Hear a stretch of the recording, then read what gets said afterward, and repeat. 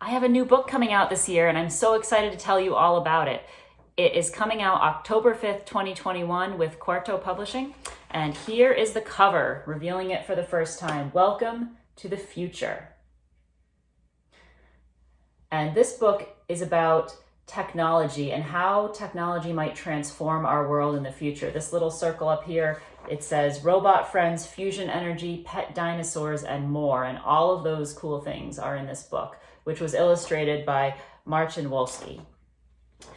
So I'm just going to tell you a little bit about this book, which I am very excited to bring into the world.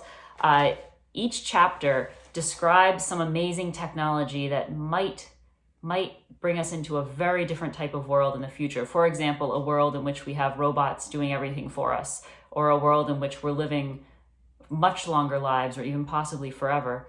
And I talk about the actual science happening right now that could take us closer to that future.